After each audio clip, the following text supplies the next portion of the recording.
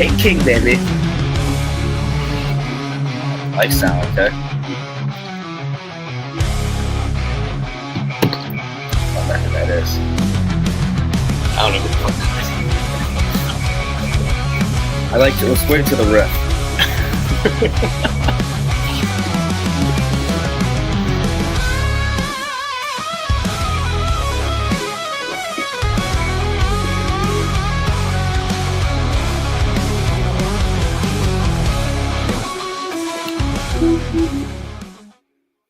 And we are back. Our Friday, May 23rd edition of Sean and Spin in the morning. Sean Spin in the morning. This is the morning. We're both live in studio today for episode, I always forget, 17.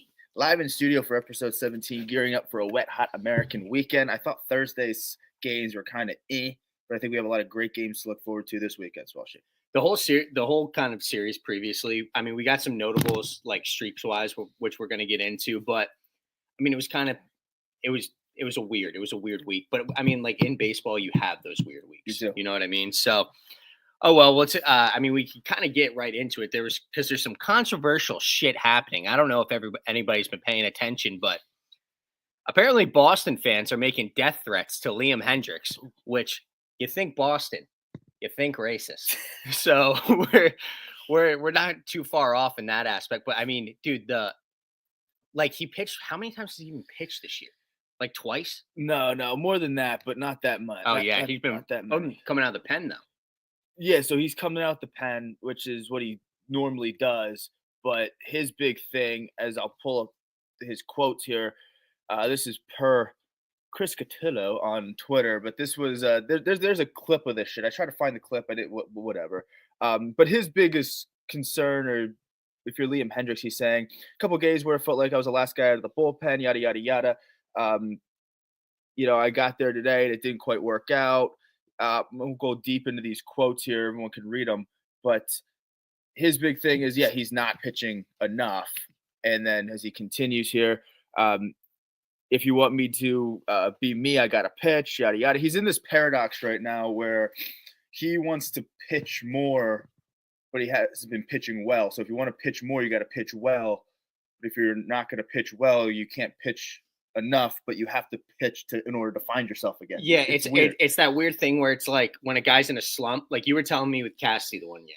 It's like he has to play to get, because a guy like Castellanos has to play to hit the ball to get back into that streak, but while it's bad, it's gonna suck kind of thing. So and pitchers go through slumps too. But dude, also, I mean, we can talk about this Cora quote as well, but was this all before the game yesterday or after the game? That's a good question. If it was before the game, that was a piss poor outing for him to come in, and then I think what'd he go? He didn't even finish the inning out yesterday. 2/3 of an inning against the Mets yesterday, 3 earned, which was his worst outing or the worst appearance. Yeah, so far. But on top of this, Boston Red Sox might have the worst PR team in all of history. I mean, first you've had all the Devers stuff for how long? Yep. And now you have this. It's like they can't go a week without just some quote coming out or something like that. Like whoever's in the marketing team, the PR team, whoever needs to be fucking fired, because that is horrible. It is true. When you listen to Liam speak about this in his post-game interview, whatever it was, it doesn't seem as bad. I wasn't mad at him for what he said.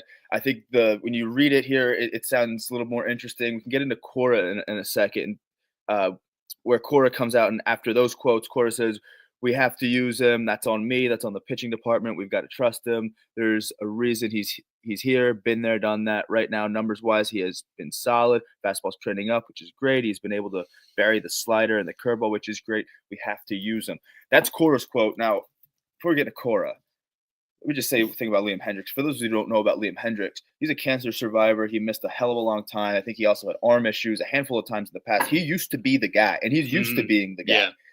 I think that they brought him over in the offseason. They also brought Aroldis Chapman over in the offseason. A couple veteran, long-time closers. Someone's going to get the 9th inning job. Someone has the 8th inning job. Well, I don't know what their plans were early. Chapman has rose to the occasion. He's pitched really well. Chapman has looked unbelievable. We don't know if he's going to keep it up. Yeah. But like he's looked If unbelievable. there was any questions as to who gets the 9th inning, it's Chapman. He's done that. And then that puts Liam probably for the 8th in theory. But now when you have numbers like, because Cora mentioned about the numbers aren't good. Maybe he's trending well, but 0-1 with a 5.56, and then his last 2 appearances on the 16th and 21st have not been there. And I think part of it, his frustration was when he pitches on the 21st and gave up 3 runs against the Mets. His last appearance was on the 16th, where he also gave up 2 runs. Before that was the 14th, and before that the 10th. So yeah, he's not coming in the game as much as he wants to, and he hasn't pitched since the 16th. Then he pitches on the 21st and gives up 3 runs and can't really get outs. That's frustrating because it's like, oh, I have to pitch more, or so I'm coming in cold, and then blah, blah, blah, whatever. But like with relievers, like it's always nice to see a reliever want the ball. Yeah, because we don't see that enough. People like, they shy away from the moment. He doesn't want to shy away from the moment, but you got to pitch well if you want the baseball. If Alex Cora is like gonna have the stones to be like, hey, I trust you with this 1-run lead in the 8th, you need to kind of show out. Yeah, I agree. It seems like from what his quotes are, we kind of skimmed over them, but that's kind of what he understands that. It's weird that he's getting death threats though, if those were even, if that's even real. I know, but he posted it on his Instagram, and I just looked up. I wanted to see how old he was. He's 36, by the way. Yeah, it's a good from note. Perth, Australia. Yeah. Also the note, but the capital? No, fucking no. Sydney's probably the capital. It's not Sydney. It's not. I don't think it's Perth either. I always forget. I don't know. Australia is weird. Canberra. But what was I gonna say? Oh yeah, but that's it. It's all the top stories about him. So he did post it. So obviously it's probably just one sicko. Like I don't think it's the whole entire Red Sox fan base kind of thing. Few people hop on the train. Exactly. So it's like if it's one guy, I'll go like this. This guy can go fuck himself. Obviously, Liam Hendriks has been through a lot.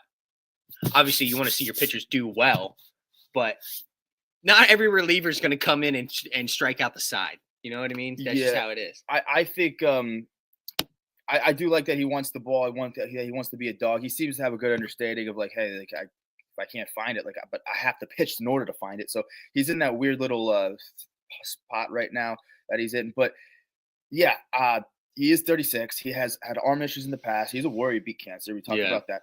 So I think it's just the fact that he's there is great. Now he has to start figuring himself out. Now the thing with Cora is, he goes, that's on me. He says Cora is maybe trying to be a little too media trained here because like we have to use him. Well, you don't really have to. If he has an over 5 ERA and he's not trustworthy, like use him in the correct spots. See, if he's not trustworthy in high leverage spots right now, then you don't have to. Then he goes, that's on me. And then he goes, well, that's on the pitching department. Well, is it on the pitching department? Who's running shit? Like Cora's running shit. So is it on you, the pitching department? Well, it's always going to come back to you, Alex. But there's that. We got to trust him. You don't actually have to. If he's not. So I would trust him enough to find it in the long run because he used to be that guy, but that's just the thing. Now he's 36 and he's kind of post major injuries. See how he continues to trend. But I guess we can talk about the team that they were just playing too. We touched a little bit about it on Wednesday, but are we actually overreacting to what Juan Soto's struggles? Juan Soto's demeanor. He looks like he's lost. He looks like he never wanted to leave the Bronx, which I'm sure makes you happy. But do you think people are overreacting? It still is Juan Soto at the end of the day. But they did sign this guy to what?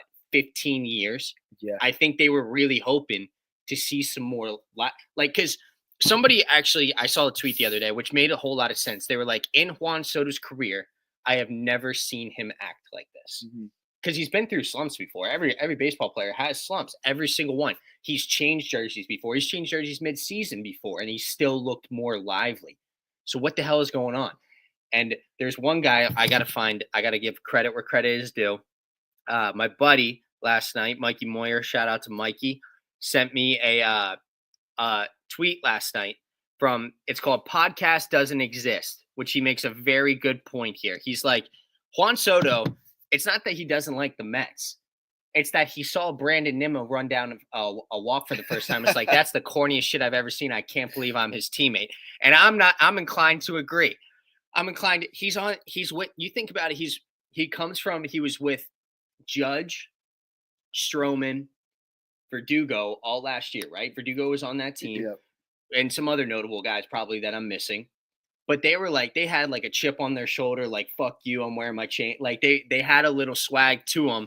A lot of neck tattoos on that 24 Yankee team. And now he kind of goes over to the Mets, who it's like Pete Alonso's your star, minus Lindor. Lindor's got the the drip and everything, but like Brandon Nimmo and Pete Alonso are your two more notable players, and they're the biggest cornballs in the whole entire MLB. And like, it might have a little bit to play. It's a new scene, and I don't think he likes the scene as much as he thought he was gonna. They were like a fun herky-jerky team Last year, a lot of yeah. gimmicks last year, but I call them the gimmick Mets. When you have more mascots than World Series When rings. your God-given grace or whatever you want to say was Grimace. Yeah, when they rode the Grimace, and then you have Mr. and Mrs. Met, and then you got more furry dudes than World Series rings.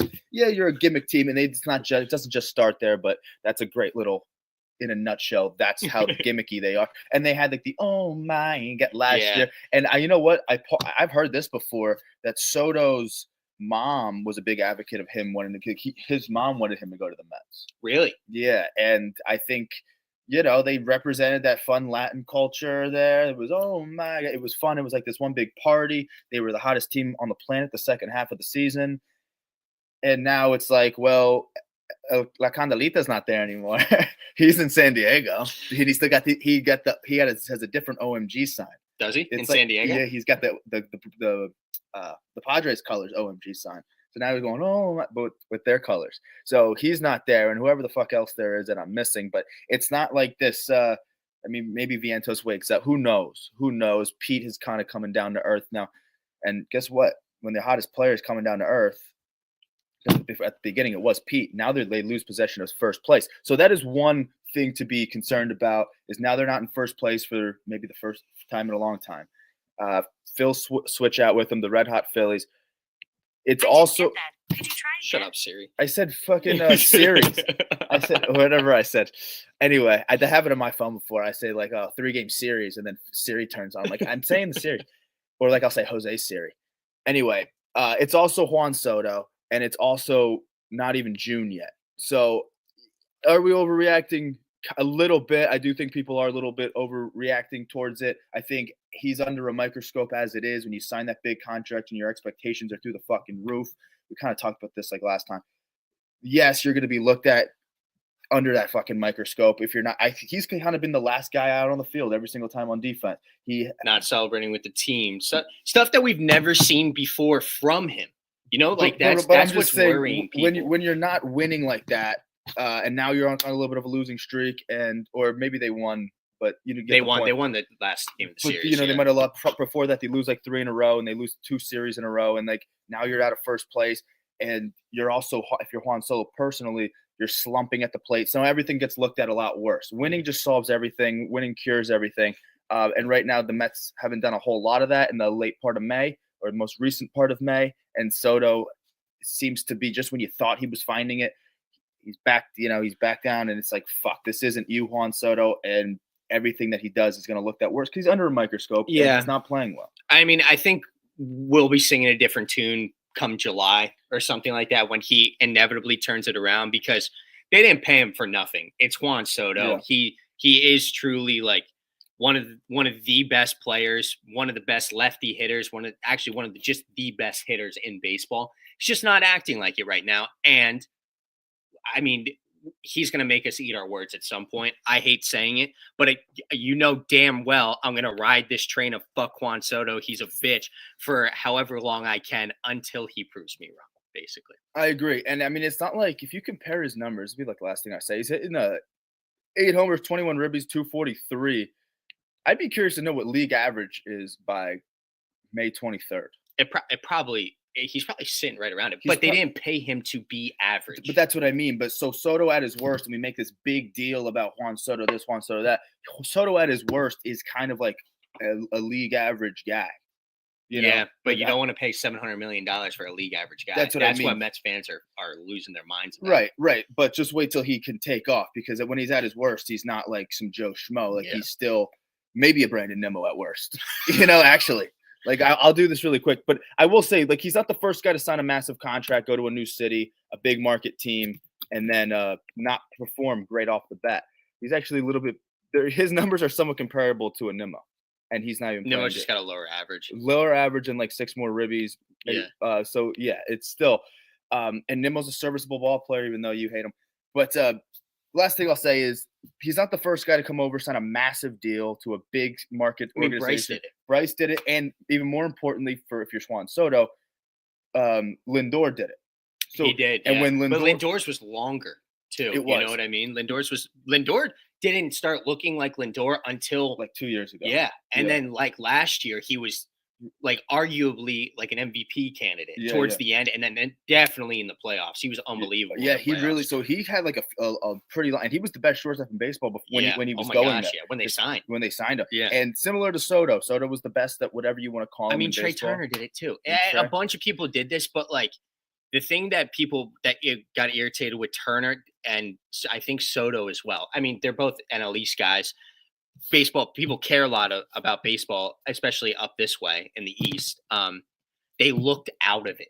That's the. I guess we'll stop talking about it now, but they just looked out of it. Mhm. But once again, like Turner turned it around. He's batting 300 this year. You know what I mean? Like he's going to turn it around. But since I hate the Mets, I'm going to ride this. That's the last thing we'll say. We'll go to a Yeah, but let me finish my oh, point.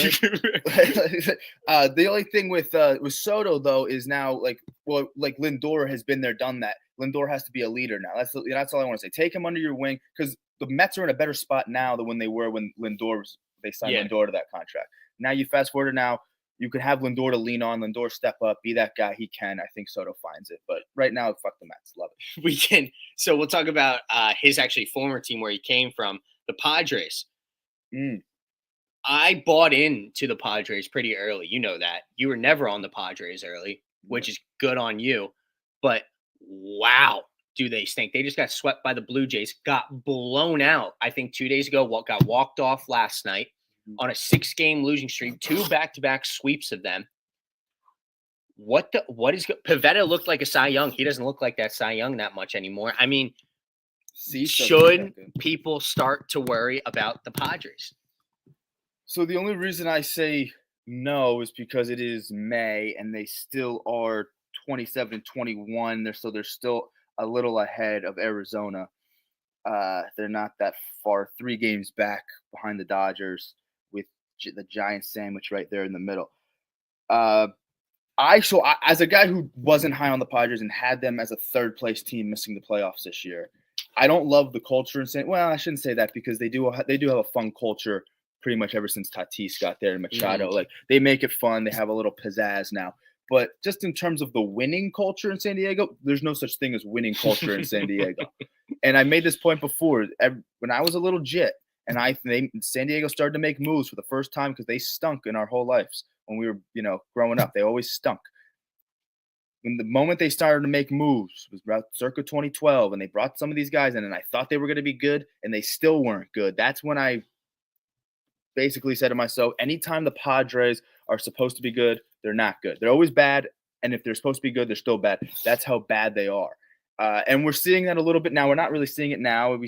Fast forward to recent memory. 2022 was good to them. They went on that run, missed the playoffs in 23. Last year, where they were a fun team that ran into the Dodgers early in the playoffs. Yeah. Didn't get a chance to go on a deep run. Now you go to now, and it's like on paper, you like to believe it. They're a little top heavy of a lineup. Gavin Sheets might have, a little He went resurgence. yesterday. 5 ribbies yesterday. So Gavin Sheets, good for you. You have to believe in Machado and Tatis to be your guys. I still like Arias, and even maybe Cronenworth and Bogarts as like your supporting cast guys. Like they're not a bad supporter. But my point is, it's not like they don't have guys. The pitching might be a little overrated right now. If Pivetta can't find it, Michael King can, but Cease doesn't look great. So they're going to need a little bit more there. Their bullpen is the biggest question because they had the best bullpen when they were at their hottest this year. Their bullpen was like the best in baseball. Their bullpen has since come down to earth a little bit. Yeah, I'm looking at the stats, right? Tatis is batting 290 with 12 bombs. Sheets is batting 286 with 8. Merrill's batting 352. Arias at 304. Machado's at 305. But then you kind of get down to the rest of the lineup, 241, 240, 230, guys under 2. You know what I mean? So, like you said, you made a great point. They're top heavy. once you get past that that sixth spot, basically, that 7, 8, 9 is almost an automatic out. It's basically like they don't have a DH anymore. It's like they got the pitcher in the 9 hole in a sense. The Padres aren't people to play small ball either. You know what I mean? Like they're not gonna kind of beat you in that aspect. They're fans of the home run ball, and they are electric, but they're top heavy. And if Cease can't find it, which you're not a fan of Cease, understandable, but I think he can do better than what he's doing now. I'm pretty sure he's got a +4 right now. He's leading the team in strikeouts with 64, so that's still a good sign that he's still a little bit in there. And you think that Michael King and Pivetta looked like a Cy Young pretty early on. He's come back down to earth since then, but still a good pitcher, still a sub-3. King, obviously, very good pitcher as well. You like to think that they are going to turn it around, but with them being in the hardest conference in the entire league, minus maybe the AL Central, which is crazy that I even said that, but like I see why people would start to worry, right? But I don't think there is any need to be worried.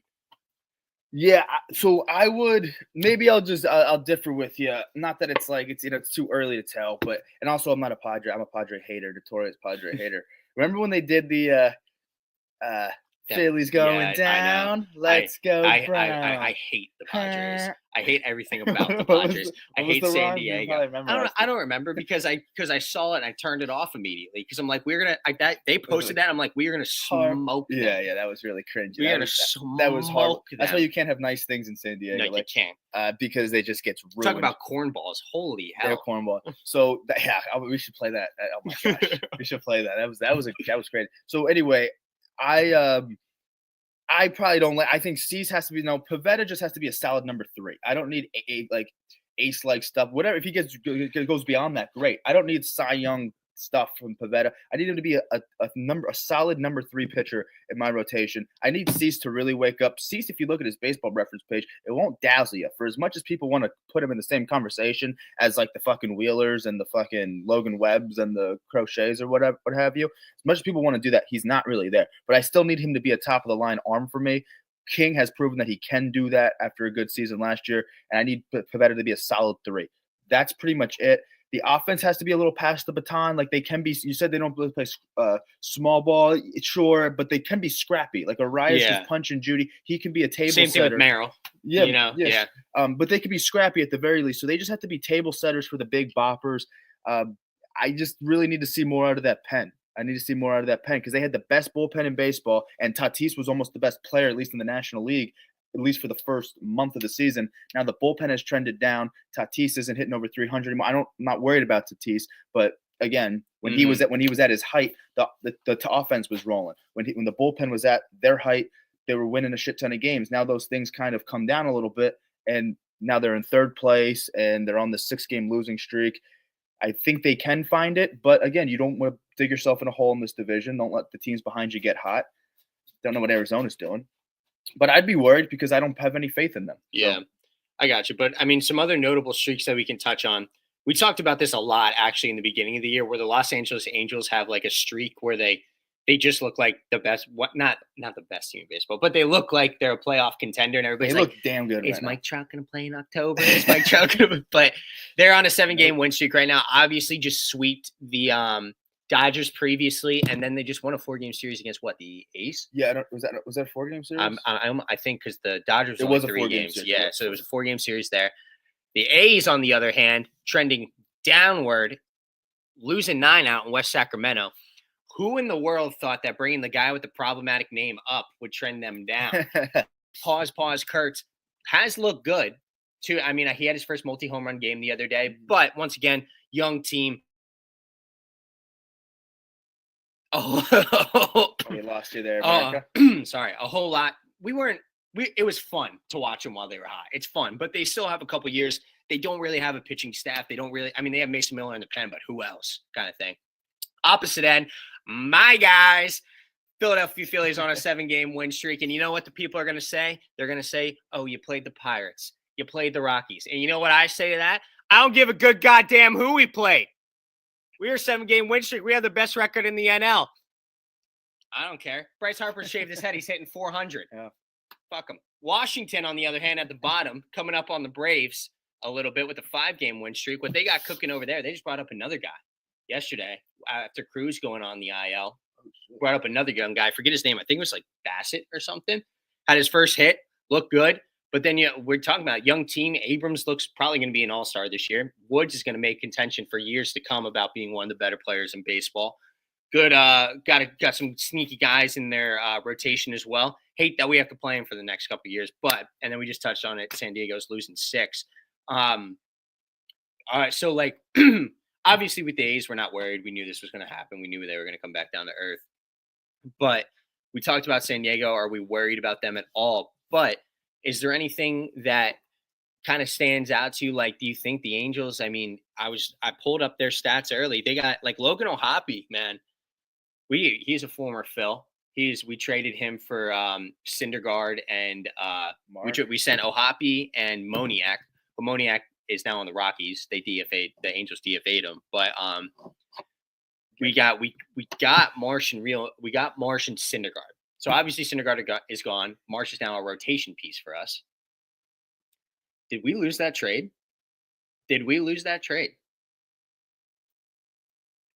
Yeah. Because I'm teetering towards that as well. Because with not that JT's declined, I still think he's an awesome defensive catcher. Obviously, his bat's not going to be there right now. But like Logan O'Hoppe's batting .275 with 14 bombs and 29 RBIs right now. And this is right around the time that, granted, he would have been a backup for a little bit. He would have filled that kind of like Marchand role and probably been the best backup catcher in baseball for a long time. But like, in my eyes, like that's why I don't want to trade any of these young guys right now. But that's a different conversation for later.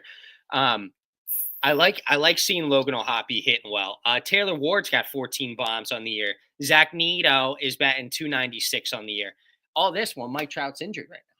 Yeah, and it seems like Trout got banged up. Neto came in, and Neto's been a little bit of a spark that they need. He's, as much as we love Mike Trout, he's not that young Trout where he was doing like Neto's kind of like that bit of a spark for them right now. Yeah, and he's not to the extent of a Trout, but in terms of like that electricity that he provides to a lineup, that's what Neto can give you. So they've been riding that high, and 7-game win streak. That doesn't happen by accident. Good for them. That comes with a sweep of the Dodgers, as you said, from the previous series, and then they take care of business in West Sacramento.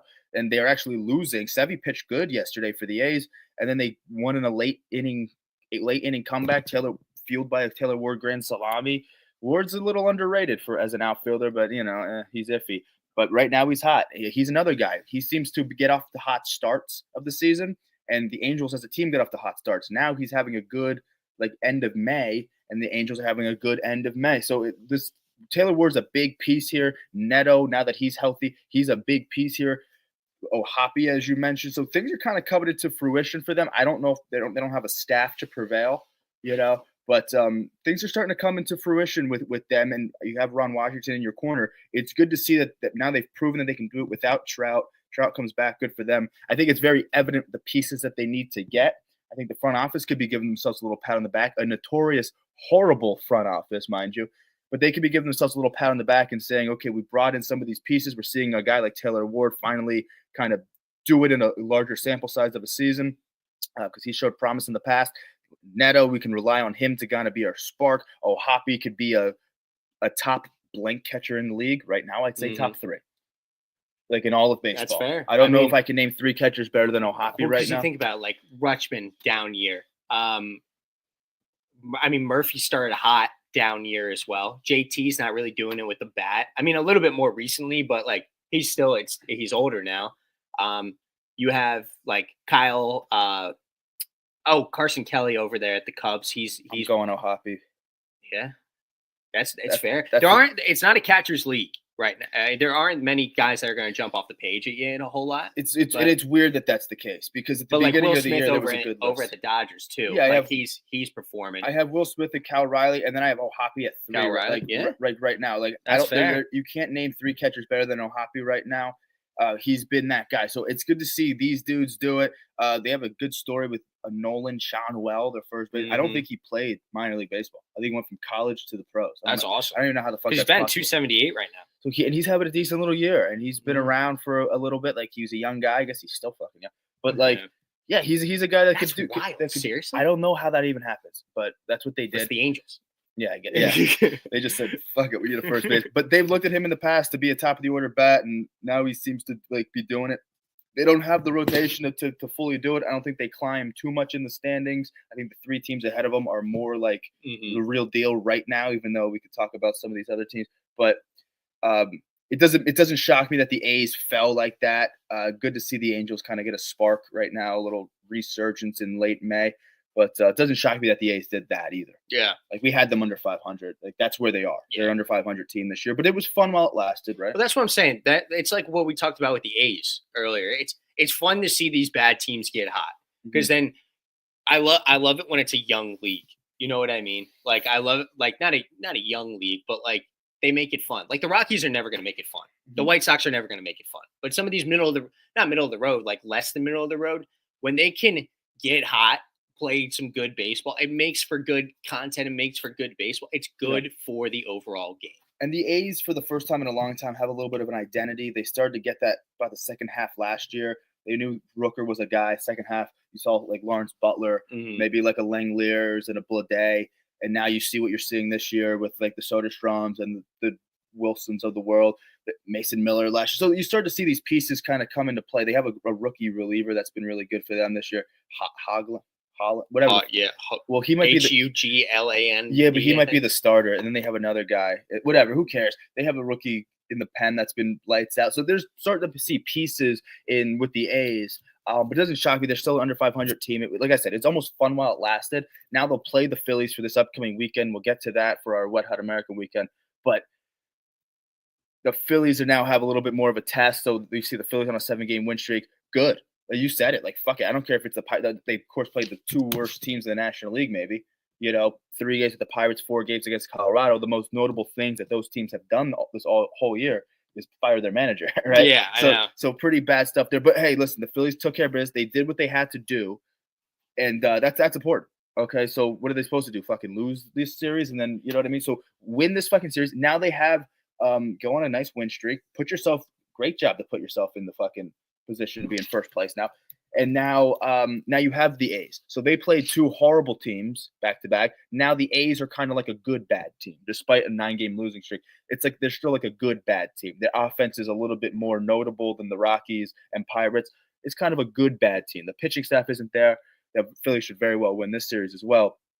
But again, there's levels to this shit. So the A's are last place, but they're not last place the way the Rockies are. This is an offense that can be a little bit of a spark. It'd be a good little test. And I mean, listen, they played 7 games in 7 days. They got 3 more coming up. That's 10 games in 10 days, and 7 of them being on the road. Like upcoming here. It's a lot of games for anybody. That's obviously going to come into when I make my picks for our Wet Hot American weekend. But anyway, we're still talking about the past here. Your guys do it in the Bronx. Rangers come into town. Yankees sweep. DH hits a bomb. The Golden Take hits. Yes. We love that. But now we've been on the kind of the topic of should we be worried about this team? It is May. The Rangers have had injuries all year long. Their pitching has looked great, but their bats haven't. Some guys just aren't getting it done. Do you think it's time to be worried about the Rangers? And I think you kind of have the overlying problem with the Rangers right now. Yeah, I think the problems in Arlington are quite evident. I think now they are a game after getting swept here. They're actually on a 4-game losing streak themselves. Talk about streaks.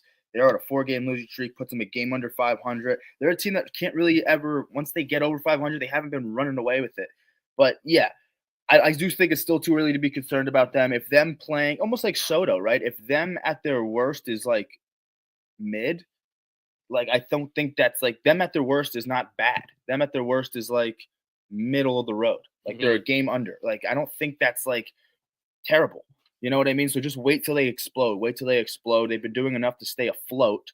But sooner or later, they're going to have to get over 500 and then not look back. They haven't been able to do that. And I think part of it is because offense is cold, and that's been the talk of the town. Their pitching has been great. It's been unbelievable. And they have They have 3 guys with an under 3, 2 guys under 2. DeGrom's in at 2.33, which is right above 2. And then even like Patrick Corbin, who I think stinks, has looked good this year as well. And then Jack Leiter now coming, starting to find his stride maybe a little bit. We don't know. It's with these young guys. Kumar Rocker's back on the IL. I think Seager's still on the IL. Is he back or is He's he on the IL. I mean, it's if the injury bug plagues them the whole year here long, it's going to be a long, long year for Texas. Don't think it will. I think they'll hit the ground running at some point, and then watch out because that lineup's going to be scary when they do. But I agree. I mean, Seager's really their only notable on the IL right now. I don't. Kumar is. Yeah, but I don't even care about Kumar. They have a good 5 without Kumar right now. I mean, he would be the odd man out anyway. Maybe you put him in the pen. No, you're right. Because that's the biggest problem with them right now. And it was entering the season was the pen. Wasn't Kumar Rocker a bullpen pitcher coming out of college? That I don't know. Maybe he was a starter. Maybe I don't think he was. Maybe he got time in the pen just to. He strikes me as work. more of a bullpen guy than a starter. Well, right now they need arms in that pen. So if Kumar, I don't know his status on Kumar, but if he comes back and they have a good 5 in that rotation, he would be the odd man out. Maybe you put him in the pen. I don't know if that's good or bad for him, but for the team and needing arms in the pen, he's a guy that could do that. I don't know if that's good or bad, But either way, Seager comes back. I think that's good. I don't think Semien hits the way he's hitting forever. He's been awful. Same with Adolis Garcia. I mean, these guys aren't just like small sample size dudes. These are dudes that have World Series championships, MVP votes in the past. Like, these are notable motherfuckers. And right now we saw in the Yankees series, like yesterday, Adolis is in the 7 hole. Like, Semien is in the 5 hole. He's usually a 2 hole hitter. Like, they need to figure it out. And I think if Seager comes back, he can be the spark that they need, kind of like what Neto was to the Angels. Like, you get an electric guy back or a leader like that, it does wonders for a lineup. It deepens a lineup. Jung's been all right. Heim's been really good. But their biggest problem is, yes, the offense has to turn it around, and I think it will. But the most evident problem with them is their bullpen. And that's why you see a guy like DeGrom pitch great games, both get quality starts, and I think both get – I don't know if DeGrom got a loss. Eovaldi got a loss. See if we don't know if he lost yet. Okay, we got Wi-Fi issues here in the studio. We're working through it, guys. Don't worry.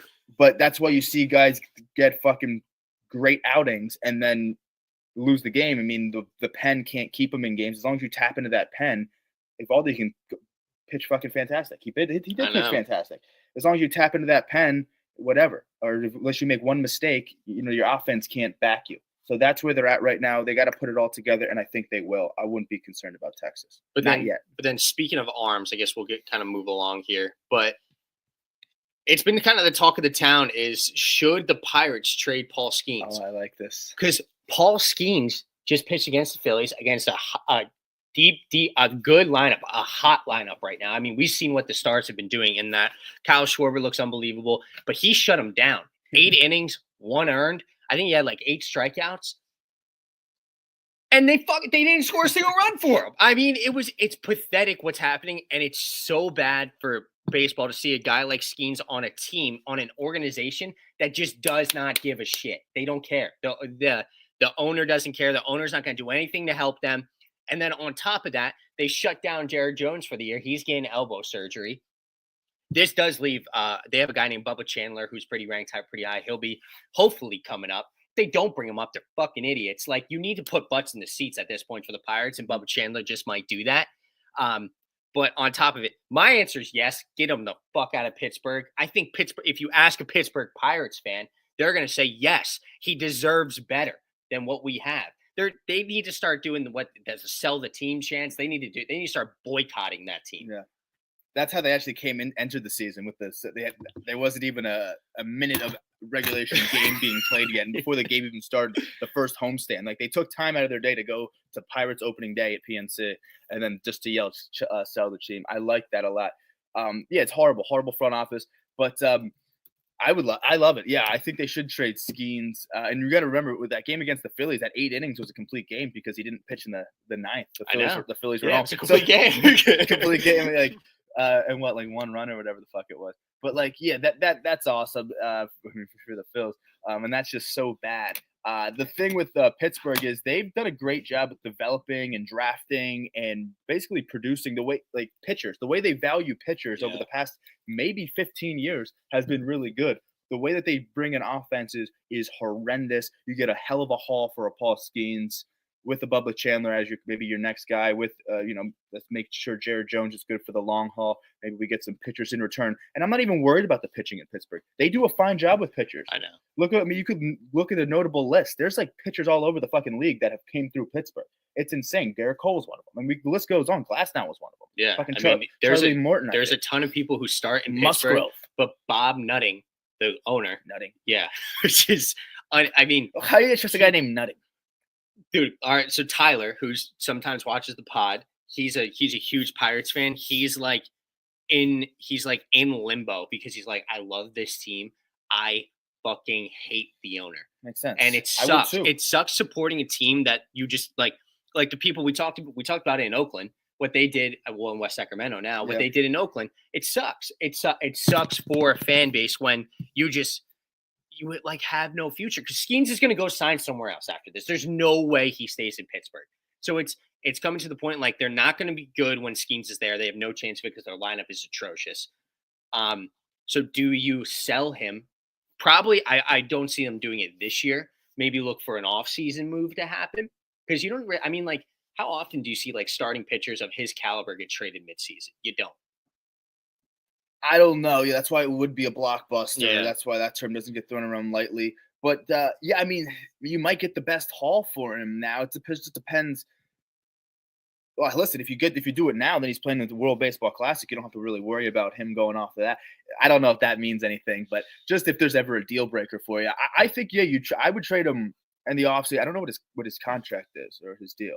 I think it's. I mean, it's still. Isn't it still? Did they extend him? I have no idea what. I don't think he wanted to fucking be extended. Who would want to be extended? And well, here's the thing. Like, I'm not even a. You said that Tyler loves Pittsburgh, hates the owner. I'm not even a Pittsburgh fan. I hate the owner. Like, I think everyone does. So, yes, it's bad for baseball. It's hard. And talk about the.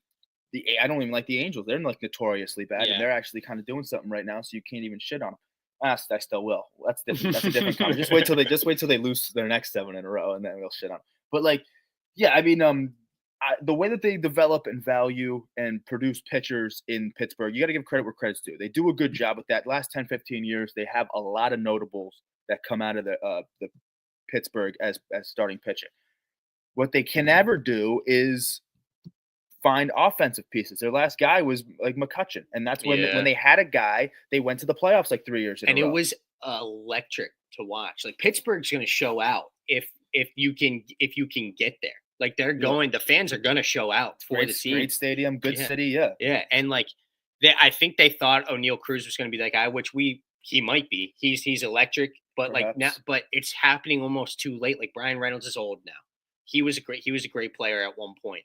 I don't know if he's that old, but I'm sorry, yeah. Well, they did extend him to kind of be their next face. Yeah. But how did that work out for? So whatever they do with offense isn't there. It's not there. So yes, I'm. What is he? He's 30. Oh, 30. Okay. Yeah. I would give him like 28. But either way, he's got a great stash. We like Reynolds' stash. But you have to get a good haul for Skeens, and you will, and that's what's going to really be the centerpiece.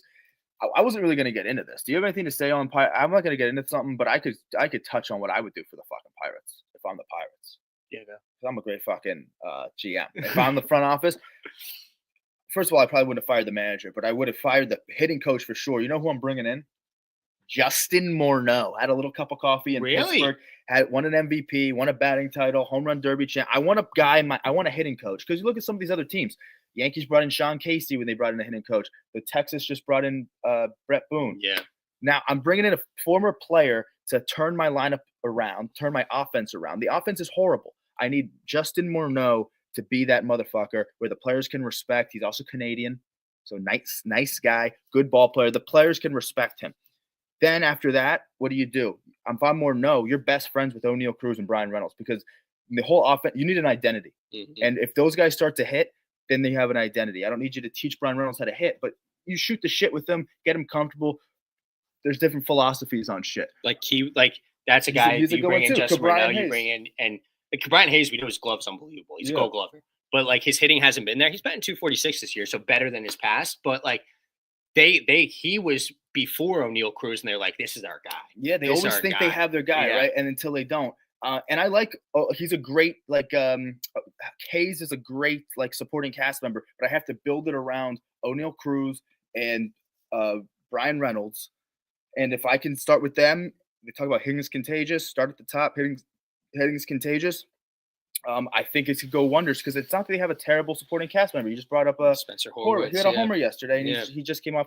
So there's little things there. Joey Bart hasn't been an awful catcher, I don't think, for them. There's bits and pieces here. It has to start with the offense. I want to bring in a former ball player who knows a thing or two, who had a little played with this organization before. I think Morneau is a great fucking candidate to be the hitting coach. Take Vogelbach out. The last fucking Grand Slam Vogelbach whack was that fucking Denny's. Okay, first of all. So I'm taking him out. Love Morneau here. And then I start with the offense and go from there. However they develop pitching, great. And if you keep Skeens and you keep Skeens, if you get a good haul for him, well, then you have to put a lot of eggs in the Bubba Chandler basket and like Jared Jones, whatever. But it has to be offense. They have to seriously focus on offense because the offense is historically terrible there. Yeah, man. And it's, this is off topic of the Pirates, but you know what I think would be a good landing spot for Bud Black? The O's. Yeah, I like that. So that's something I meant to text you about to talk a little bit, but I think Bud Black would be great for the Orioles. I didn't think Hyde was a horrible manager, you know what I mean? But like, I think Bud Black would fit in great there. They got the talent, and Bud Black's hasn't had talent since Tulo and Cargo. Like, I mean, was he there that long? I don't know. He might have been. Maybe Arenado. But anyway, we'll get into our next topic here. But that's a great plan. I'm fully in on that one. We're gonna go Morneau. We'll be Morneau. tweeting out to Justin Morneau that he should say. I don't know if he wants to go back to Pittsburgh because it's kind of a shit show. But anyway, on the sadder side of things, we have to take a moment of our silence for our good friend Jean Segura. Said goodbye to baseball yesterday officially. We can bow our heads to silence. Yeah. All right. Jimmy Siggs was a not generational, but I mean, like, he was a journeyman, landed on the Phillies. Awesome. He, that 2022 run doesn't happen without Jean Segura. He had the bases. Talk about a bad ball hitter, man. That slider low and away, he just would throw his bat at that, sneak it through the outside. He was electric. It was so up and down with Jean Segura at times, because sometimes he would make an error that's like, how do you even do that? And then on top of it, and then he would have a diving play the next, or like an RBI single or something like that. Like, Jean Segura was awesome. He was a veteran that the Phillies needed at the time. Got to kind of raise up Bryson Stott a little bit for a short amount of time, but I will always love Jimmy Siggs, Jeans. And fun fact, Becca was actually in the Jeans thing that they did. She was in that. She was in that picture that went viral for a while that the Phillies posted. But that's a side note. Shout out Beck. Yeah, but, shout out Gene the Hit Machine. Yeah, dude, he was awesome for a long time with the Phillies. I mean, for a solid 4 years with the Phillies, 4-year stint. Mm-hmm. But once again, 2022 doesn't happen if he doesn't have that hit to drive in those runs in the top of the ninth. So always will be a Jimmy Siggs fan. Always and forever. Great career.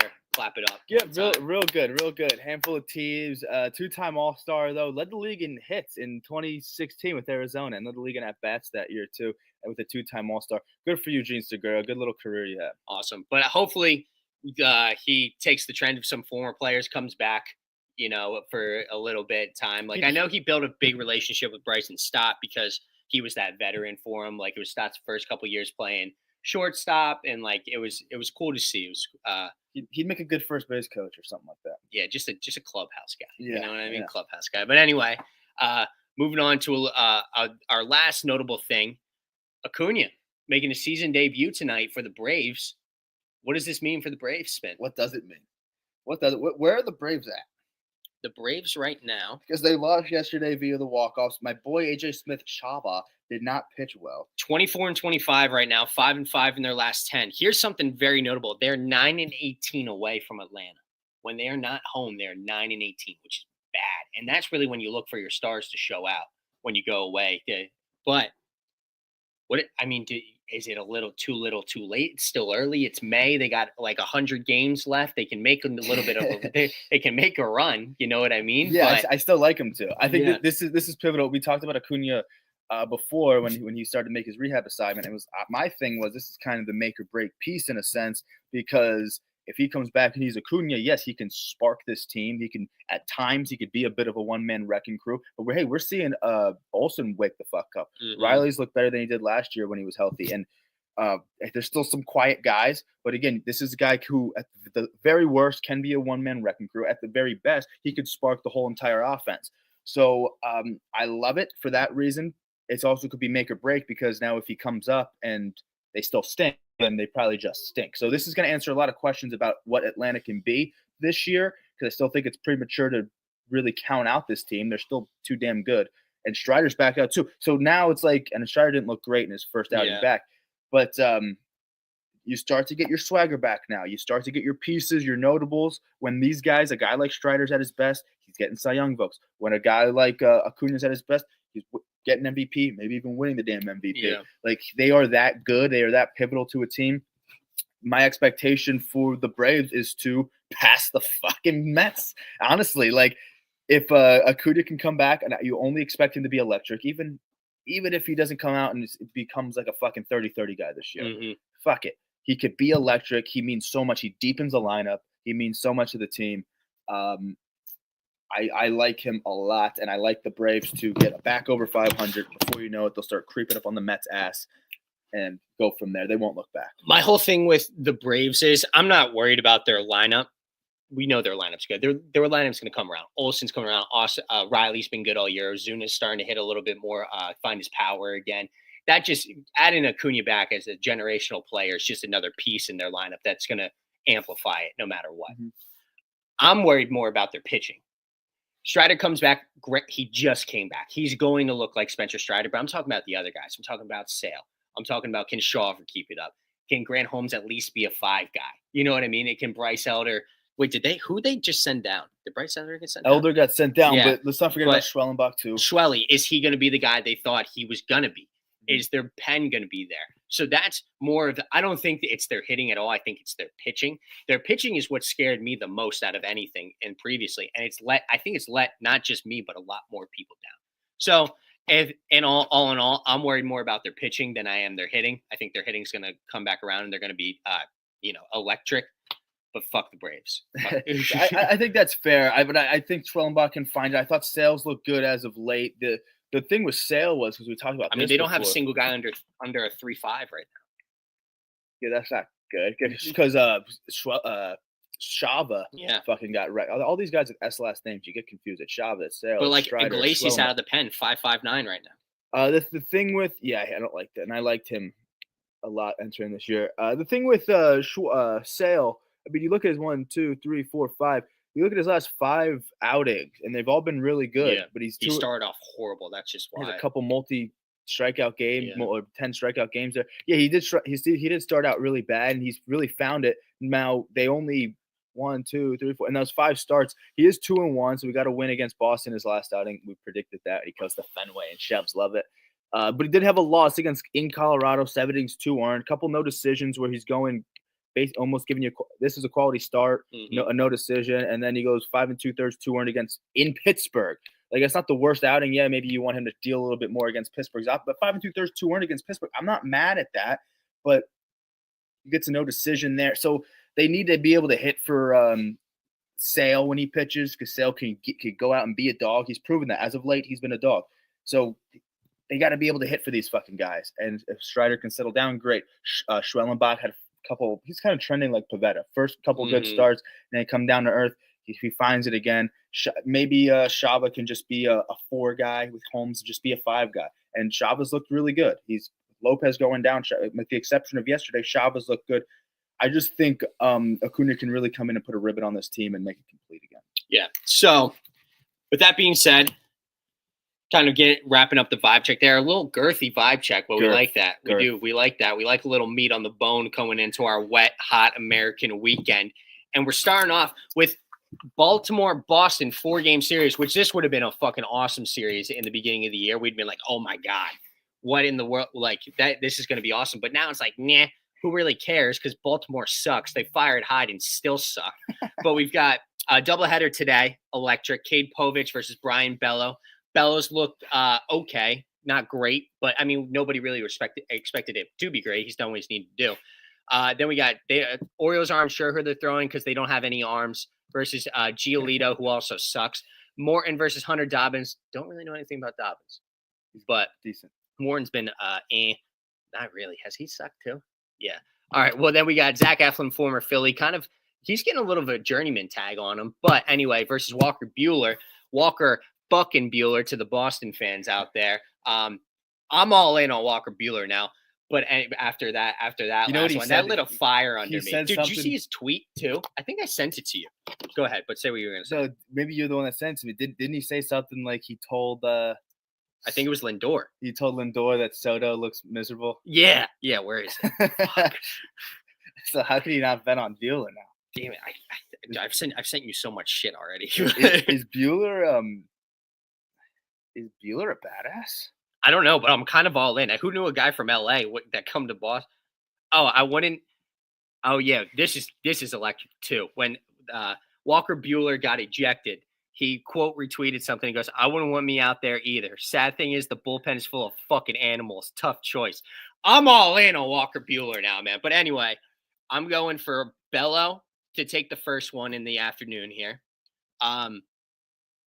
I hate Giolito, but like, I don't think they take both of them. So I'll take the Orioles in the second game, but then I'm going to take Dobbins, and then I'm definitely taking Buehler on Sunday, even though I like Eflin. Main point is, I think Boston needs to really take a stand here. They really need to, Orioles are a bad team. Good teams beat bad teams.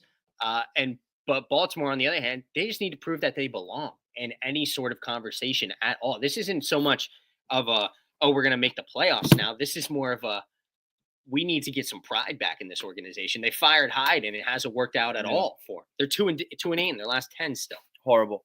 I'm actually with you too. And Boston, talking about them needing to make a stand. You know who the Yankees play this weekend? Colorado. So shit. They so really when do. you see the team ahead of you playing a bad team, now granted they're also playing the last place. So both the top two teams in the East are playing. No, not top two anymore. That's Toronto right. just jumped. That's right. So that's even more. So talk about Yeah. making a stand. They have to get back on Toronto, and the Yankees realistically they should fucking sweep, but we'll get there. Now I'm 100% with you though. I am 100% with you. I'll take Bello, and I don't think Boston wins both. I think that was a good, much needed rain delay. I think they benefit from that rain delay because their bullpen got used greatly in that Mets series. So now it gives them a little day off because, now you have a doubleheader. So you're going to have to use some pen today. So if Bello goes out and can shove in a perfect world, he takes some strain off the pen, then I'll take Baltimore to take the second game then. I don't like Giolito either. I told Soto he looked happier as a Yankee, and Lindor flipped out. Truth hurts. That's hilarious. Well, it is true, though. Yeah. He does look happier as a Yankee. But I'm with you, though. So Boston, Baltimore in the split doubleheader there. And then Boston with Hunter Dobbins. How do you bet on Charlie Morton? You can't. Yeah. And Dobbins hasn't been bad. He's had some outings where he definitely can keep you in a game. He's pitched against Baltimore before this year. So good for them. I think it was at their place. Now he'll be at home. And then I also like Eflin. But, yeah, I mean, with Walker Buehler being a dog, how do you bet against Walker? Yeah. I'm with you. But all right, so next one we get in Chicago versus Cincy. This is going to be a good pitching matchup because we talk with first night. We got Hunter Green making his return. I can't catch a break. I know, Matt, with your boy Matthew Boyd. Colin Ray versus Andrew Abbott. Both low-key guys, but both really good. Yeah, both really good, but nobody really talks about them a whole lot. No. Then Ben Brown versus Nick Lodolo, and Lodolo's been no slouch as well. I wanted to make a note. Hunter Green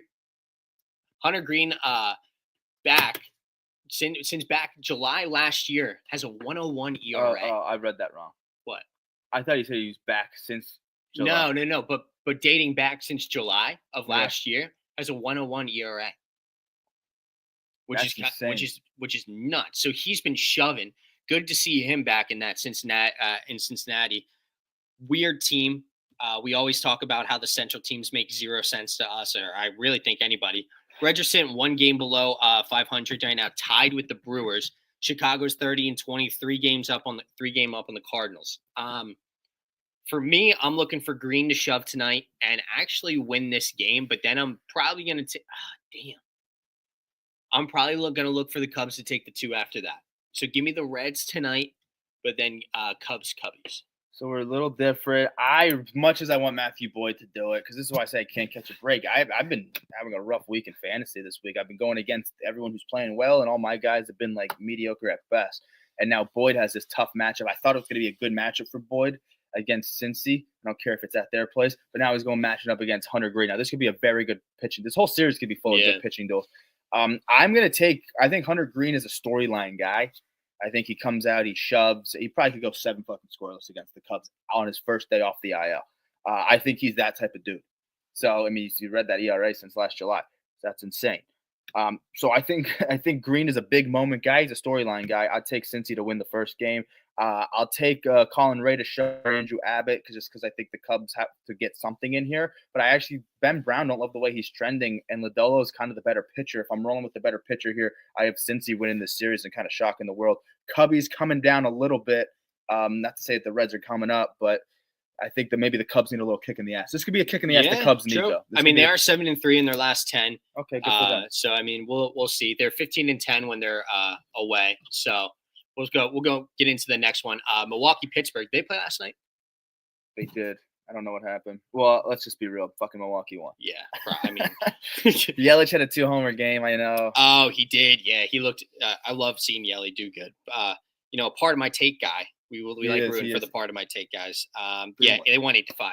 Oh, the Pirates scored 5 runs. That's something to cheer about. Yeah. But anyway, Friday we got an Aces Day. Freddie Peralta versus Paul Skeens. Freddie Peralta looked unreal in his last outing. Paul Skeens looked unreal in his last outing. Quinn Priester versus Mitch Keller. Logan Henderson versus Bailey Falter. Falter actually looked like an ace in his last outing. If I'm not Logan mistaken, Henderson's a good pitcher too. Logan Henderson's been really good. But I mean, like, maybe Bailey Falter. I already know here. Do you want Bailey Falter, former Philly. But go ahead. I'm gonna go while you're looking up Bailey. So since Milwaukee won yesterday, and you have Skeens today. Now, if Freddie Peralta and Skeens was game 1, I'd probably lean Freddie. But since Milwaukee already won game 1, I think this will be the day that they actually hit for Skeens. Well, maybe they don't hit for him, but Skeens can do enough. Well, again, they're going against Freddie, so good luck hitting. Yeah. But I think they could do enough, and Skeens can outpitch Peralta to be like Skeens pitches, they win finally. Then I'll take Milwaukee to win the next 2. I'll bet on Quinn Judas Priester. And then I love Logan Henderson. I love what he's been able to do. You can't bet on Pittsburgh for that much. So I'll take 3 out of 4 Milwaukee as they won. Well, I'm gonna actually do the same exact thing you're gonna do. What I wanted to note though, with the Bailey Falter thing, he had 7 in. He went 7 against Cincinnati, 0 earned. So I mean that's a good outing from Falter. I think they still lost that game anyway, but like who cares? They get good outings and if I can still lose, that's Pittsburgh. San Francisco, Washington. We got Landon Rupp, whatever, versus Mackenzie Gore. To be determined on Saturday versus Jake Irvin, and then Robbie Ray versus Mike Soroka. Giants 17-17 their last 34. Fuck Washington, but they are on a 5-game win streak, and Gore might just eat to extend it to 6 tonight. Spin. I'm actually gonna ride with that. I'm gonna go with Gore tonight, but then I'm gonna ride with the Giants the next 2. No really stats behind a whole lot of that. San Francisco's we talked about them. We were big on them trending down. We didn't really like them trend. We didn't think they were going to kind of keep it up the whole entire year.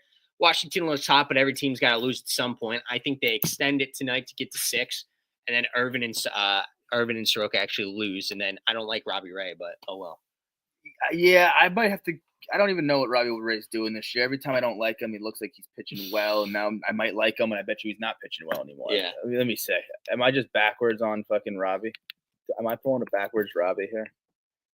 Oh, you still got that 2.67. So good for you, Robbie. Maybe I finally like Robbie Ray. I don't know. Former Cy Young Robbie Ray, that is. I'm gonna take now Washington on a good win streak, man, but I'm still not totally bought in. I think Gore's not trending in the direction that I think we like. I think he's gotten too many big games that kind of got blown out of proportion. I think as a whole, Gore isn't that guy. Let me just make sure really quick. I don't think Gore's the guy that 3, 6, Look at 7. his last couple though, because he had rough outings, but I think he's kind of I don't know what happened his last outing. that was I'm not even bad. mad at the St. Louis one. He got a loss, 6 2/3, 4 earned. I'm not Yeah. terribly mad at that. Even though he gets a loss, I'm not mad at some of these. That's a quality start, quality start, quality start. Just So it seems like he has some bad ones. Overall, he's decent. yeah, and he actually doesn't even get shelled as much as I thought. He is a huge Dude, strikeout look at guy. that. Strikeouts in like four innings. He is kind of a big stat sheet dazzler, and Yeah, 9 Ks through not even 4 with 10 hits, only 2 earned though, which is nuts. At the top there. Oh, this one! Against Baltimore. Holy shit! Yeah. 3 2, there's 9 Ks. Good for you. That's nuts. That's what 3, 6, 9, 10, 11 outs, and 9 of them were fucking. That's crazy. Okay, well, still with Gore, yeah, he'll give. So he can keep you in a game and give you a quality start. I'm not totally bought in, and I kind of do like Landon Roop to be a young kind of dazzler. So I'm gonna go with the San Fran to come tonight and the win streak in the nation's capital. I'll go with Washington to kind of stay afloat enough in this series to win the second one, but then I'll take Robbie Ray over Mike Soroka. Fuck Washington, 2 out of 3 San Fran. Wouldn't be shocked if they swept either. Yes, and then next we got Toronto, Tampa Bay. I mean, like Toronto just swept. I don't really know what's going on in Tampa Bay that much anymore, but we got Eric Lauer versus Drew Rasmussen, Jose Barrios versus a Shane Baz, and then Chris Bassett versus Ryan, Pepia. Pepio, yeah. Yeah. Snooze fest. It is. I don't really care that Toronto just swept a whole lot, and I don't really care what's going on in Tampa Bay either. Maybe you do because they're in your division. It is a snooze maybe fest. look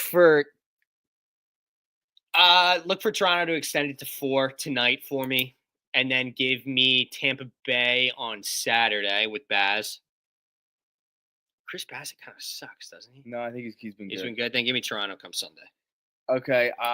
Or am I thinking Barrios sucks? You're thinking Barrios, probably.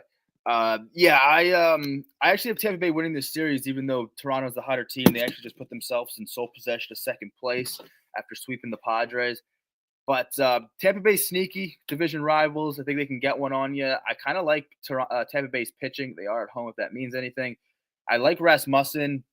I just do. And when you say this is a snooze fest, it's like, well, it's a second place team and the Rays play a good burn a bit. But yes, snooze fest it is, because I don't think Toronto's offense scares me. I don't think they're like it's electric fucking high-powered offense. I think maybe they get you here and there, but I think Rasmussen can keep you in a game, and I'm going to take Tampa Bay to win that one. And I'm going to think same thing with Shane Baz.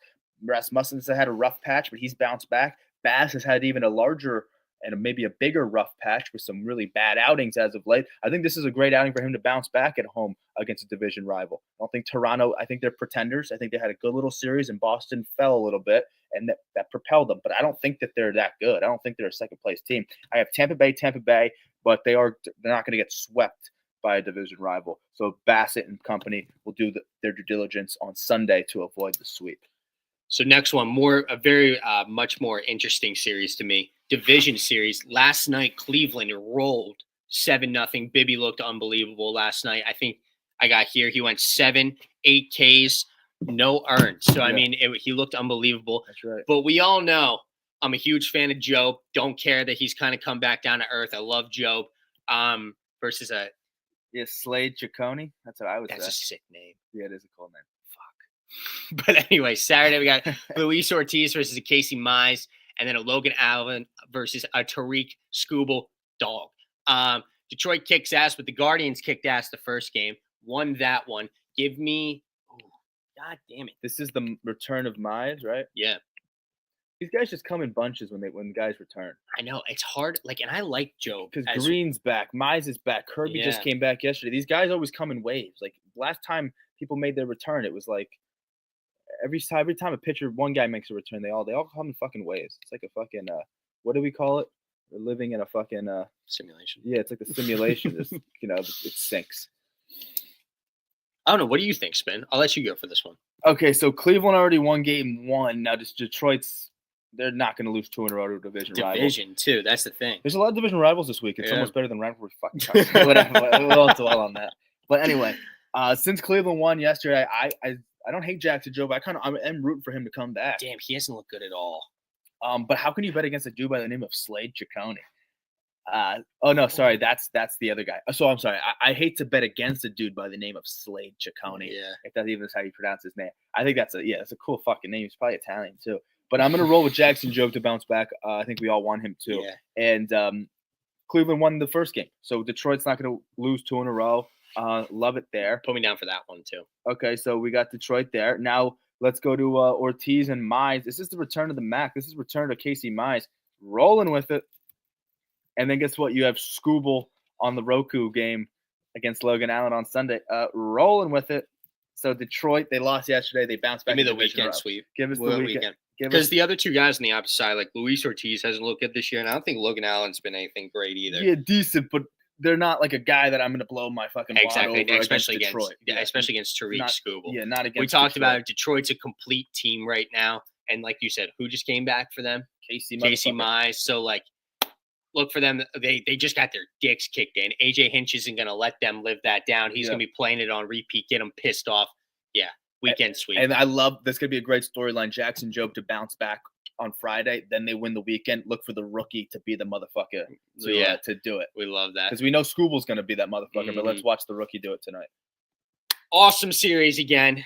Dodgers coming into Queens. Clayton Kershaw looked horrible in his first outing, but again against Griffin Canning.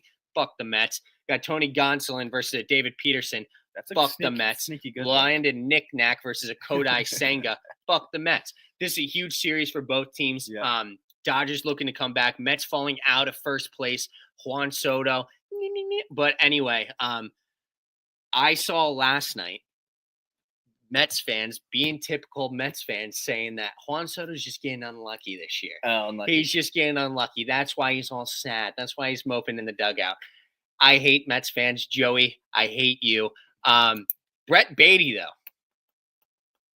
Brett Beatty's good. Is Brett Beatty the new Juan Soto? Brett Beatty in his past couple games has looked pretty unbelievable. He's had some big moments. Now he's not going to douse you on a stat sheet. Well, not sorry, not his last. Maybe last game he went 2 for 4. Well, every time I see him, he's kind of coming up big a little bit. I know he's still only batting .222 on the year, but I mean, like the Mets fans have hated him in the past. Are kind of having to give him a little bit of his flowers because he's playing a good glove too. Knick-Knack on the bump as well. Don't like Landon Knick-Knack. I don't like Clayton Kershaw. I mean, I like Clayton Kershaw.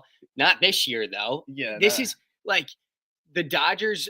This is where the Dodgers just absolutely blow my mind because I think we looked at it last time. How many people have they had pitch for them this year? It was in the double digits. Like their games that started this year. It's insane. Don't really know a whole lot about Griffin Canning, so I might lean towards the Dodgers tonight. David Peterson. Canning's been really good. Has he actually? Yeah, been a stud. Damn, that makes it harder. Still, anyway, it's the Dodgers. Give me the Dodgers tonight. But then probably look for the Mets to win on Saturday. But then Kodai, like Knack sucked this year. He hasn't looked good. Kodai's looked unbelievable. God, I don't want the Mets to win this series, but I'm gonna have the Mets win this series. So I have that as well. Now I like I just want Kershaw. I'm betting with my heart here. Canning's been unbelievable. Shit, Canning's been damn good. And I don't even hate David Peterson. I say this every time. David Peterson's like the only thing I like about the Mets. David Peterson's the only thing I've liked about the Mets for the past since I've been born. And Gonsolin, I don't think has been bad. Oh, he has been. So he's gotten over a 4, but he's 2-0. Because I mean, like they probably just hit for him. He's probably got some no decisions sprinkled in there as well. Yeah, but I think he's only had 2 outings. Say innings? No, I think he's only had 2 outings because he came off the IL and with a bunch of other motherfuckers. I know he had. This was his last one, and that's but he got the no decision because. Okay. So I don't know how many that probably really exploded his ERA then, because I think he pitched like shit. That was in the midst of the Angels kicking their fucking ass. What do we got here, Tony? 4 outings so far. That really killed him. He's been kind of solid, but that really killed him. But either way, I'm going with Kershaw. Fuck Canning. I want to see the Dodgers. I think the Mets are kind of a mopey team right now. I know they're at home. Maybe that can spark them on a Friday night. They're at home. Let's not be mopey at home.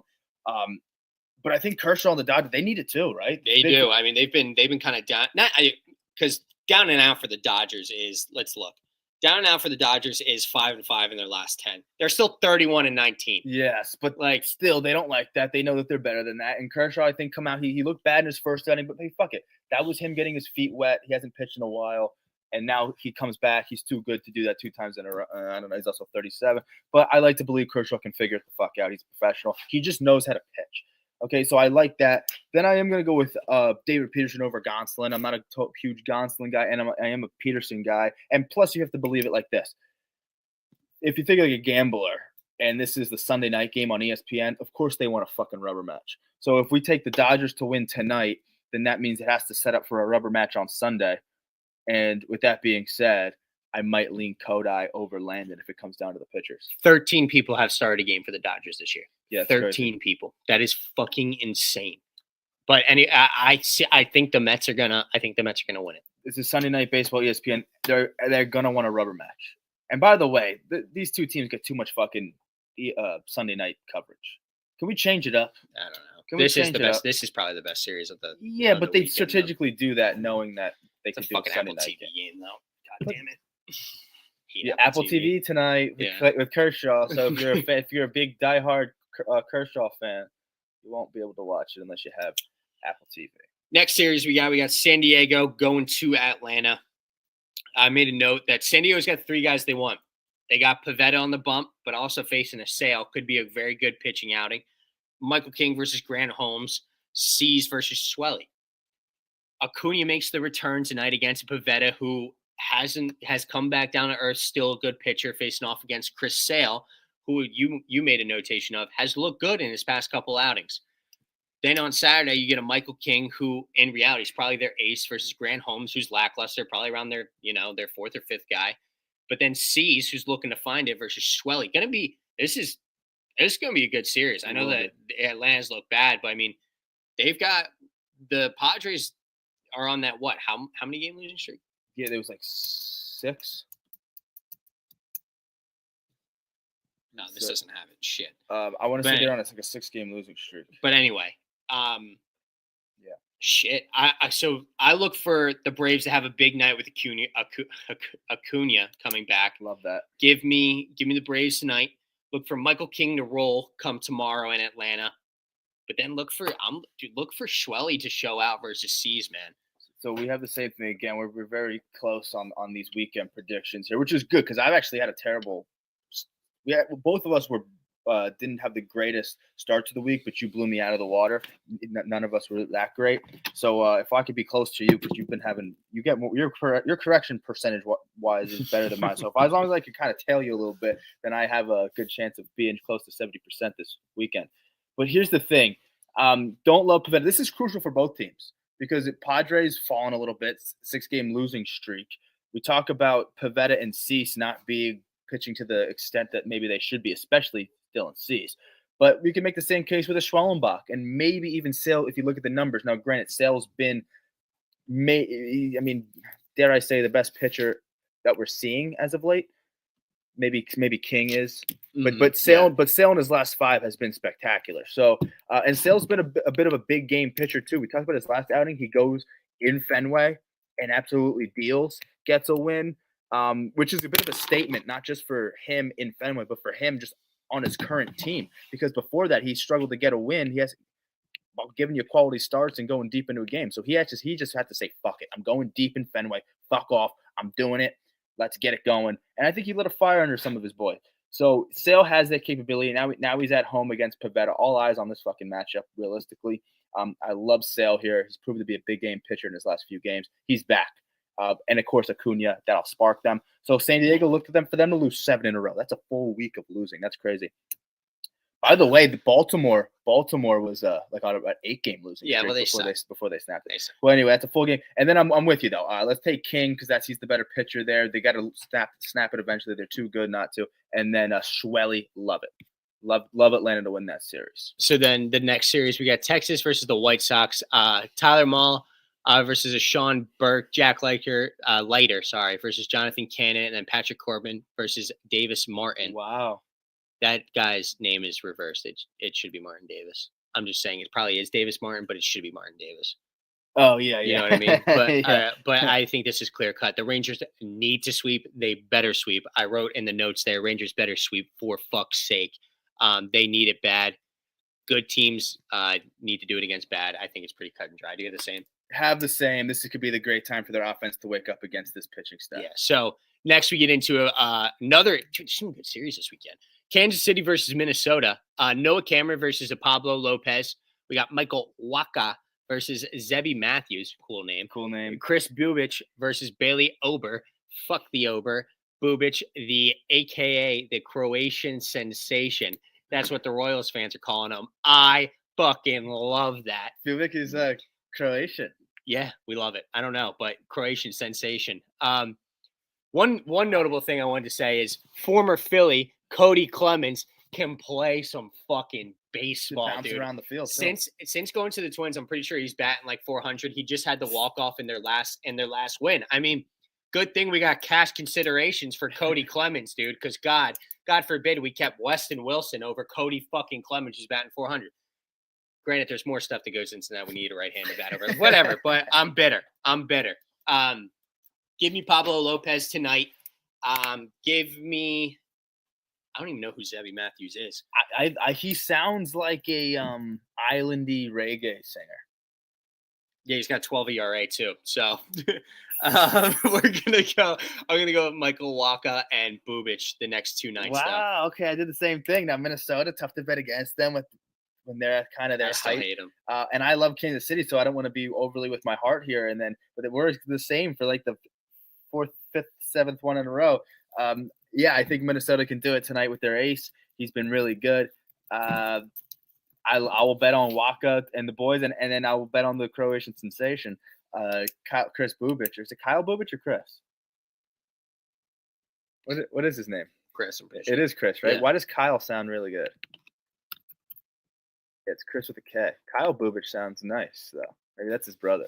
Either way, I'm rolling with that. And I think that's a little bit of a shock the world. Not a shock the world. I mean, but what is it? Minnesota's at home. They're the hotter team. Kansas City really make a nice little statement here. I know the Royals are. So the Royals are 28 and 23, and the Twins are 27 and 22. Oh, So- what do the standings look like? Standings Look at check. that. That's crazy. Guardians are 27. Dude, there's It's close. these two are playing and these two are playing. It's gonna look a lot different come Sunday. The Twins a tick better, and they're at home. But I do like Kansas City Yeah. to win the weekend, but lose tonight. Kansas City's bats just need to wake up. Their pitching's been unbelievable. Kansas City just needs to wake up. Seattle and Houston. We got Emerson Hancock, the mystery solver from London. Ryan versus Ryan Gusto. Brian Wu, the ace of that clubhouse, going against Framber Valdez. George Kirby just came back last night, I'm pretty sure, as well. He did. Sunday, we got Luis Castillo versus they're not sure who they're throwing because I'm pretty sure they just threw somebody on the IL. What's his name? What's the guy's name? Shit. That I don't know, but they just brought Kirby back, so that No, I'm might... talking about Houston just threw somebody on the IL. we're talking about Houston here. Yeah. Houston. Fuck if I know. Gusto. It's the other like not really notable guy, but it's been their fifth. Not a Blanco. But I think it was Blanco. Oh, okay. I think Blanco went on. But kind of something I wanted to ask you is, should Munoz be a Cy Young candidate right now? Because they've been talking about in past, like when Clase looked unbelievable. You know what I mean? Should Munoz probably? Yeah. What's he his be- name? Andres? Andres Munoz. Yeah. Should he be regarded in those conversations as well? We got. It's early. But Yeah. like he's definitely the best closer in baseball right now. Yeah. There's something I don't really hate about the best closer getting a little love Yeah, in the same. Cy Young, Yeah. like Clase did last year. That's what you said. Now I don't know. It also means like I don't know if there was that many great AL pitchers last year. But this year it's stacked up. This year it's a little more stacked, so we have to see what happens in the long term and who sustains what. But I But think there's, McCullers looked good for the Astros last night. there's no one that he would be ahead. Like I can name more starters that would be ahead of Munoz than would have been ahead of Clase last year. True. Yeah, you're right. Okay. So we'll go with that. But Thursday night, McCullers look good. Kirby didn't look great. Houston, I think one says 9-2 here. Houston looking to gain some ground. Seattle looking to stay in front. Emerson Hancock hasn't looked great, but neither has Gusto. So I'm going to go with the better lineup. So I'm going to go with the Mariners tonight. I'm also going to ride with Brian Wu has looked a whole lot better than Framber Valdez, even though Framber Valdez has looked better in the past. So give me Brian Wu on Saturday as well. Luis Castillo versus to be determined. Not really sure who they're going to throw in there. I'm not very familiar with who the Astros are rocking with nowadays, but Luis Castillo hasn't looked that great either. He's coming off a really good exactly. outing. So I'm going to go with the better lineup again, though. Give me the weekend sweep for the Mariners, which is kind of crazy because Houston's a good enough team not to get swept like that. You know what I mean? But I just don't know where they do it. Maybe they would do it with Framber on Saturday, but I think Brian Wu's got it kind of got it going right now. So the big thing that's fucking me up is the Friday, Saturday stuff and how do I want to go about it. I'm going to probably lean the Houston to take the first 2 of this 4-game set. But again, if it could be that, I mean, it could go Seattle today and they kind of bounce back. They are in Houston, so if that's a deal breaker, then fuck it, I'll do that. But I don't think Houston takes the first 3, but I don't hate Valdez here. I don't hate Valdez, but Wu has been really good, so I'll roll with him, but I can see Houston winning that game. But I'll roll with Wu and the boys to win game 3 on Saturday. And then I actually think they're going to split the series with Luis Castillo on Sunday. So Houston will take the first 2, Seattle takes the next 2, which is actually end up being pretty good for Seattle.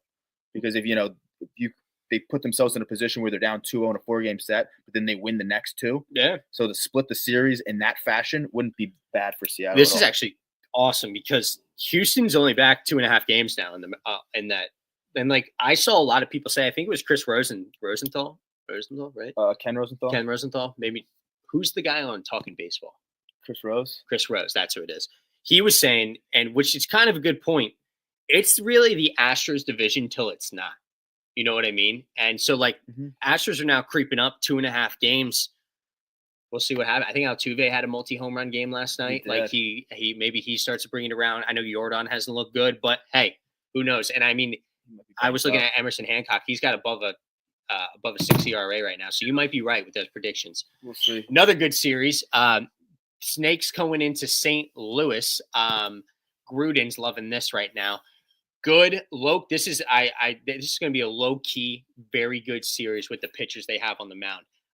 Zach Gallen versus again Michaelis, Merrill Kelly versus Liberatore on Saturday, and then Brandon Pfaadt versus Sonny Gray on Sunday. Cardinals. So I actually, this is another thing I saw on Twitter. Cardinals are fun to watch again, and it's not because they're going to blow you out of the water hitting wise. Mm-hmm. Their pitchers are good, but nothing to like scream to the whatever about. Their defense has been unbelievable this year, which is kind of Arenado and Mason Wynn on the left side are both unbelievable. Brandon Donovan, Vincent Scott out in center, he's been awesome. Like they've been playing a fun style of baseball on the defensive end, which is kind of cool to see because that's all you hear about now is hitting and but yeah, it's gonna be a hard series because I mean you're a Snakes fan. They have 3 guys that they would love to see go. I actually think they're gonna take this game tonight with Zach Gallen, but then, dude, I got St. Louis winning this series, man, with Liberatore and Gray on Saturday, Sunday. Well, I might just have to be different then. I mean, I don't think Gallen's been better than Michaelis this year. I don't think he has either, but I think he's a better overall pitcher. Apple TV game. Yeah, but I do think... How many fucking Apple TV games can they have? I might be like a few. But I don't like Michaelis enough to want to take him here, and I am been rooting for AZ to climb those standings. So that's what I want to see. So I'll take Gallen and the boys tonight. I don't know who pitches better, but I mean, fucking, I'll take Arizona to win the damn game. I'll take shit. Let me take Merrill Kelly to ride his high. He's been pitching really fucking good. I think Arizona wins the first 2, and then okay, I guess I have to just roll with St. Louis. I want to say Arizona sweep so bad. Dude, I feel like every time we talk about Arizona, they're playing a good team. They are. I feel like they haven't caught a break at all this year, which is fucking crazy. They do. All they do is play good teams. But I'll take Sonny Gray to avoid a sweep. All right, we'll take. I respect that. But then I'm gonna let you take this one. I'll read Oh. off the names. This is your time to shine, baby. Clark Schmidt versus Tanner. Well, New York's traveling to Colorado. We got Clark Schmidt versus Tanner Gordon. Freed versus Freeland. Warren versus Sensatella. They better fucking sweep. What do we even say? I mean, they better sweep. What is there else to say about it? One thing I guess we can note on is how good Rodon. He's not pitching in the series, but how good he's looked this year. Yeah, he outpitched Evaldi, and Evaldi pitched very good yesterday. Exactly. So I mean, that's an awesome. But we can move on. Well, the only thing about the Rockies is they're on pace to win like 26 games this year, and they'll probably win even less. And they have like 8 wins right now. So they're basically what that means is like they're winning 1 game a week. And they haven't been catching any breaks in that division. It's all good teams besides them, right? So they only have good teams in that division. They just played the Phils. Now the Yankees come to town. Yeah. They aren't catching any breaks. Yankees fucking sleep. Let's not dwell on. Kind of what would be a lackluster, but the Angels have been hot. Got Miami, the Marlins going to LA to play the Angels. Got Sandy on the bum versus a Kikuchi. Cal Quantrill versus a Jose Soriano, and then Edward Cabrera versus Kyle Hendricks. Do the Angels extend it to 10? I'm not going to say 10. What are they at right now? 6 or 7? Are they at a 7-game win streak? I'm pretty sure, yeah. They are. Yeah. They are at a 7-game win streak. They've swept the past 2, so I don't think they sweep a third. But, like, Alcantara sucks. Quantrill, don't know anything about. Canadian. Cabrera sucks. Quantrill, he's Canadian. Yeah. Angels sweep. So I'm not going to take them to win 10 in a row. I will take them to win 9 in a row, though. I will bet on Kikuchi over. I can't bet on Alcantara. Plus, the Angels are home, so good for them. They're the more fun team. They're electric. Now, Miami can come alive at times. Their offense can come alive at times. Sometimes, yeah. I haven't had luck picking up pitchers in fantasy against Miami. I tend to get blown up a little bit. But they are still a last-place team. Angels are playing really good ball. Let's bet on that. I'll bet on Jose Soriano over the Canadian Cal Quantrill. These are late games on the West Coast. And then I think Edward Cabrera, who maybe doesn't pitch well, but I don't know if Hendricks keeps you enough into a game. Miami avoids a sweep. Their win streak's going to end at some point. Something we can touch on actually next week.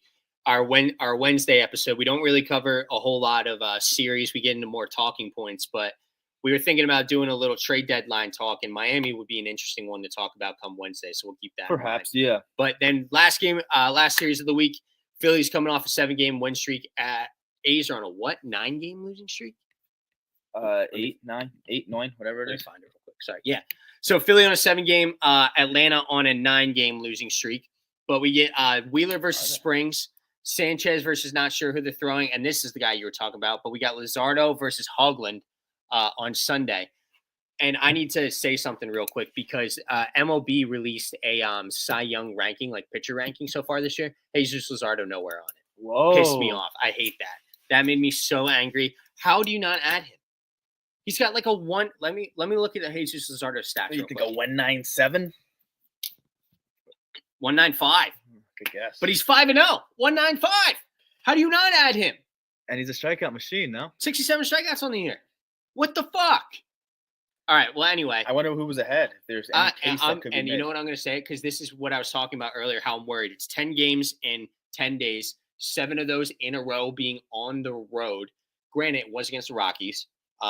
Was against and now they're going up against the A's, who are on that 9-game losing streak. They will win a game. I'm not sure what game it's going to be. Yeah. Don't think it's going to be against Wheeler tonight. I look for both of those streaks to extend. If anyone, Sanchez still looked good, has not looked great, though. He's been working behind in the count to a lot of hitters, which is kind of a scary thing when with like his pitch count's been getting up. Is the bullpen tired now? Who knows what's going to happen? I want to say it so bad. Yeah, well, ride it. Yep. Philly sweep. It's so hard not to 10 say and that. 10. 10 and 10. They come home. They finally get an off day. 10 games in a row for the Phillies. What's the longest one? 12 right now by the Twins, or 13 by the Twins? They had maybe 11 or 12. Yeah, 11 or 12. Yeah, let's do it. 10 in a row. That'd be a hell of a and then schedule. Yeah, but that, you know what that means? The A's extend to 12 games losing streak. You know? Yeah, which is crazy. Yeah. So I don't know. All streaks are going to come to an end at some point. I don't think it started. I don't think it's with Wheeler tonight, though. Well, I would say Phillies continue their win streak with Wheeler tonight, I don't think the A's snap their bullshit streak against Zach Wheeler. Yeah. Zach Wheeler's going to shove.